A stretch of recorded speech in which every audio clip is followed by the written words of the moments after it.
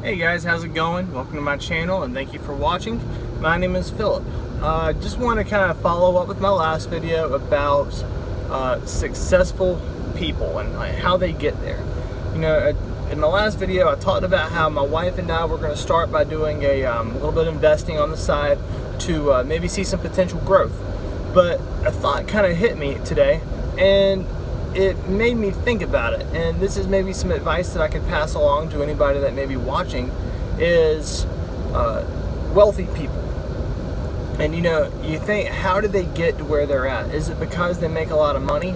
Yeah, sometimes it is, but you know, sometimes it's not all about that. There are people in this world who, you know, never made a lot of money, but by the time they retired were worth hundreds of thousands, if not millions of dollars. And you got to think, how did they get to that point? And I was imagining to myself, and of course, I'm trying to save up for my retirement as well as invest. And I don't know, some of you might do this, I do it from time to time. I imagine asking myself, what is it that got me to this point? And really, the answer is simple. In order to retire a millionaire, you've got to start saving. Okay, it's not about, you know, making the sacrifices. Well, it is, but you know, the first thing you've got to understand to get there is you've got to start. You know, you don't just all of a sudden come upon millions of dollars, or all of a sudden just don't stumble upon investments. You've got to actually get out there and do it. And that's one of the hardest things. I know for me, one of the hardest things for me to do is to commit when it comes to big decisions. Because for me, it's always a bit of not necessarily peer pressure, but just that kind of pressure. Am I going to make the right decision? I get self-conscious about it, and I get nervous that I'm going to make the wrong decision for myself and for my family. For instance, several months back when my wife and I had just gotten married, and you're going to understand probably, especially anybody who's maybe a little older, a little more experienced, 2 months after we got married, less than a year out of college, we very briefly discussed buying a brand new $40,000 car. Could we have afforded the payment on it? Yeah, sure. We could have afforded it. We didn't have any bad credit. Didn't have much credit. We didn't have anything bad. And we had some money to put down. So getting an approval probably wouldn't have been that hard. But, you know, ultimately, and I'm glad that we decided to go against it, because we would have been in some pretty big debt. But in this case, you know, it's like one of those things. Is this really something worth committing to 6 years when we've just gotten married and just gotten a fresh start in life? And so I'm glad we decided against it. It was a good decision to not go and buy the car. We came, I'd say, very close to, but ultimately decided against it. And I'm, again, so glad we did not.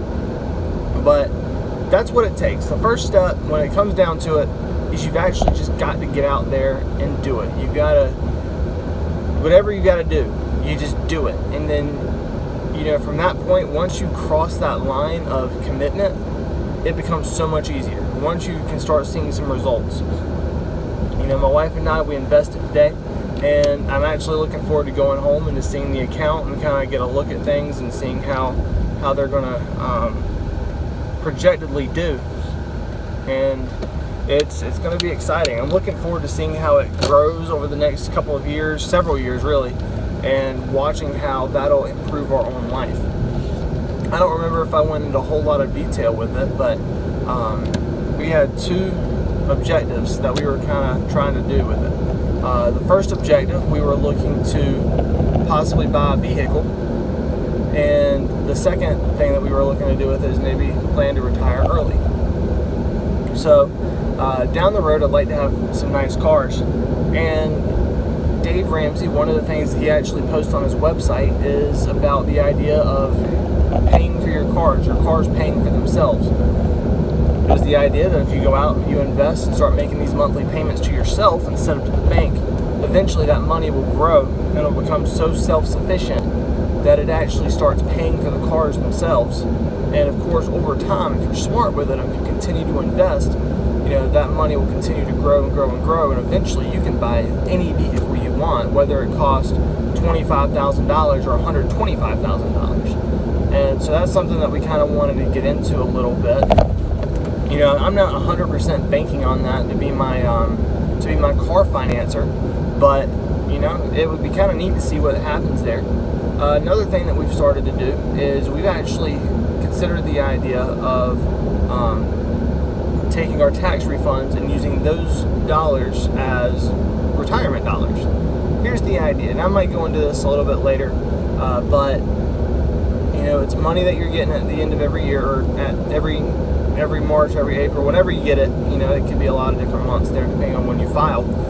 But why not use that if you aren't generally getting that money anyway? Why not just use it to a benefit instead of what the average person does and just uses it on something that they want and gets themselves in a deeper financial mess? You know, if you've seen some of my older videos, I was in the car business for a while, and you know, there was a certain point every year when we did advertisements specializing in tax returns as a down payment for a car. And it's amazing how many people actually can do that and were willing to do that just so that they could have a down payment for a car, and they'd give up all of their tax money for it. Now, I'm not saying that's a bad idea. Don't get the wrong idea from that. But you know, instead of using it for something just as like a down payment or just like a weekend to go, you know, blow on like a weekend trip. Well, again, weekend trips are bad. Just instead of just, you know, getting rid of it all in 1 week, why not invest it and let it grow? And in years to come, you know, it might have some more beneficial use for you. So, just a thought, just an idea, and that's kind of what the purpose of all this was. And so today we officially have done it. It was a hard decision at times to actually want to get out and do it, but the first step into really, really embracing this life of financial freedom and financial success is you just got to get out there and do it. So here's my encouragement, taking all of what I've just said in this video and boiling it down to a couple of sentences. You know, you might be in that position to where you might have a few dollars laying around, and it might be $100, it might be $10,000. I don't know. Every situation for every person is different. But my recommendation is to get started today. Just take a fraction of it and just watch and see what it does for a year. If it does well, if it does anything, hey, do some more and get into it. Another thing is, you know, if you do decide to do it, just stay calm, stay patient with it. Okay, the stock market, when I was shown the figures, which of course you can never truly rely on the figures that they show when they, you know, the calculations, but they did show me a stock market average, and the stock market was averaging at like 10.27% every year.